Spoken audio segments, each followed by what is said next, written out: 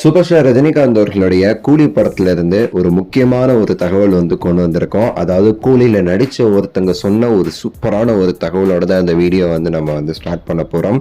So கடைசி வரை பாருங்க, லைக் பண்ணி ஷேர் பண்ணி சப்ஸ்கிரைப் பண்ணி சப்போர்ட் பண்ணுங்க.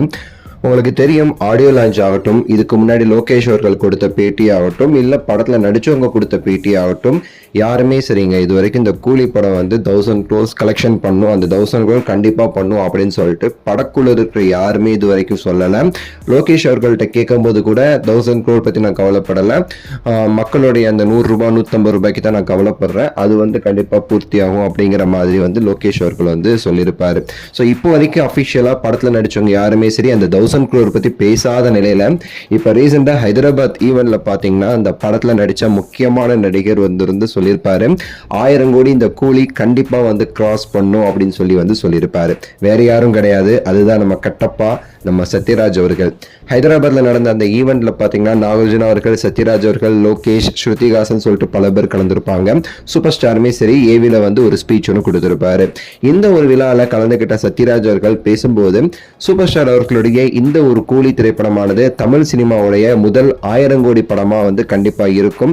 அந்த 1000 கோடி சாதனையை இந்த கூலி திரைப்படம் கண்டிப்பாக பண்ணுங்கிற நம்பிக்கை எனக்கு ரொம்பவே சரி அதிகமா இருக்குதுன்னு சொல்லிட்டு ஒரு ஸ்டேட்மெண்டே கொடுத்திருப்பாரு நடிகர் சத்யராஜ் அவர்கள்.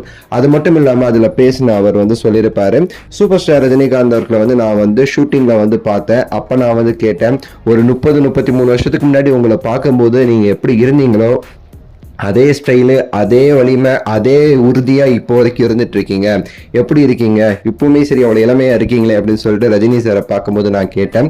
அதுக்கு அவர் சிரிச்சுக்கிட்டே சொன்ன ஒரு வார்த்தை என்ன அப்படின்னா, என்னைய சொல்றீங்களே போய் பாருங்க நாகார்ஜுனாவை, இன்னும் அப்படியே இருக்கிறாரு, அவர் என்னோட சூப்பரா இருக்காரு அப்படின்னு சொல்லிட்டு நாகார்ஜுனா சாரை பத்தி பேசுறாரு அப்படின்னு சொல்லிட்டுமே சரி ஒரு விஷயத்த சொல்லியிருப்பாரு.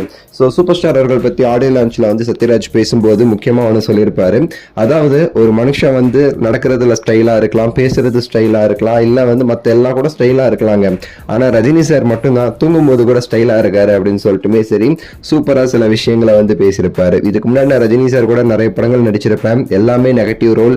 முதல்ல ரஜினி சாரோட சேர்ந்து ஒரு பாசிட்டிவ் ரோல்ல ரஜினி சாருக்கு ஃப்ரெண்டா நடிக்கிறது இந்த கூலி தான் சொல்லியிருப்பாரு. உங்களுடைய கருத்தை இந்த 1000 கோடி மேட்டர் பத்தி கீழே கமெண்ட்ஸ்ல சொல்லுங்க. லைக் பண்ணுங்க, ஷேர் பண்ணுங்க, சப்ஸ்கிரைப் பண்ணுங்க. அடுத்த வீடியோவில் சந்திக்கின்றேன். நன்றி, வணக்கம், மகிழ்ச்சி.